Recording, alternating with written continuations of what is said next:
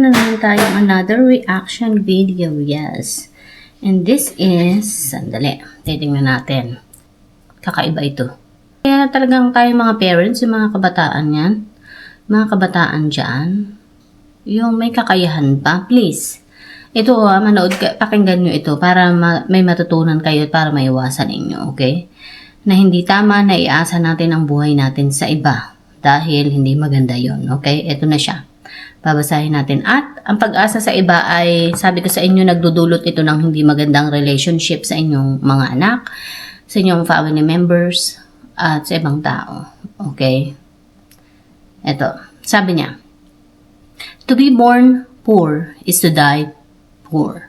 Lalo na para sa mga breadwinner dyan. I grew up very poor. Halos asin or asukal ang ulam lagi. My father has no stable job kasi ayaw niya yung may amo siya. Kaya buy and sell siya, pero araw-araw siyang lasing. Si mama naman nananahi. Kahit anong kayod, enough lang talaga para pambili ng bigas. Kadalasan, wala pa. I started working at 16 para makapag-aral ako ng college. 7 hours working sa araw, everyday. Sa gabi naman ang pasok sa school. I finished accountancy pala. I have 2 older sisters, parehong single mom. I supported my senior parents, house, water, electricity, food, medicine, name it, for 3 adults and 2 kids. My monthly expenses for them aabot 34K per month, tipid na yan. Minsan 50K pag nagkakasakit, aside from that, weekly. Nanghihingi kapatid ko para baon sa anak niya, maliit na amount. Pero di ko akalain ay isa pala yun sa reason bakit gusto ko sila ikat. I love my parents, especially yung mom ko, pero sobrang na-drain ako. Breadwinner for 10 years. Ang totoo pala yan na ikaw ang breadwinner. Wala kang maririnig na kumusta. I could use that 34K monthly for a car or savings, pero kusa akong binibigay para sa kanila. Mahal na mahal ko mama ko, pero hindi ko kayang itira siya with me para akong mamamatay sa katoksikan niya. Plus, may condition siya na dapat package sila, kasama sister ko at mga apo niya. Ang sama ko na anak for no longer wanting to go home. I'm sorry, ma. Yan. Kaya nga sabi ko sa inyo, mag-set kayo ng boundaries. Kasi aabuso talaga sila kapag hindi ka nag-set ng boundaries. Hindi ko masisisi ibang tao kung bakit na-i-cut off nila yung pamilya nila dahil sa ganito. Dahil totoong nakaka-drain. Kaya nga sabi ko nga, kayong mga kabataan na may pag-aasa pa na maganda para sa buhay nyo, maganda kayo. Huwag nyong iasa yung buhay nyo sa ibang tao.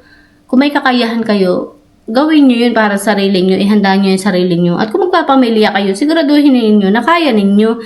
Hindi yung ilalapit nyo pa rin pati pang baon ng anak ninyo sa kapatid ninyo. So, kawawa yung kapatid ninyo. Alam mo yun? Yung financial burden na dinudulot nyo sa kanya, nandoon yan, malalayan.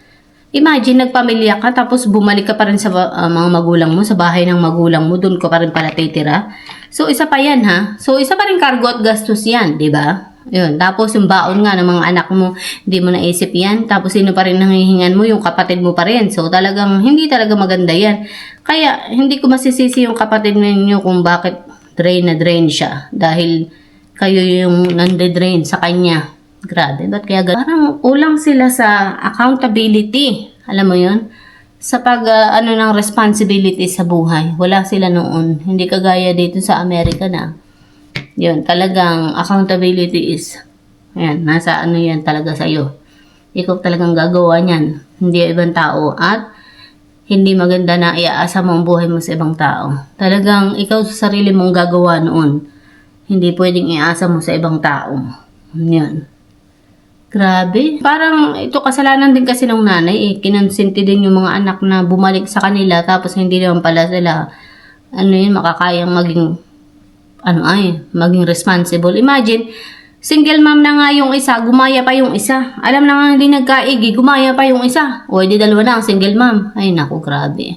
Kaya I feel you kung bakit ikaw ay nade-drain. Sana sa mga kabataan dyan na magiging magulang, You know, paghandaan nyo muna yung buhay bago kayo magpamilya at ang hindi madamay ang ibang tao sa mga maling desisyon ninyo sa buhay. Kasi nasa paggawa ng desisyon talaga yan eh. Ang kagaganda ng buhay natin, nasa mga kamay natin yan.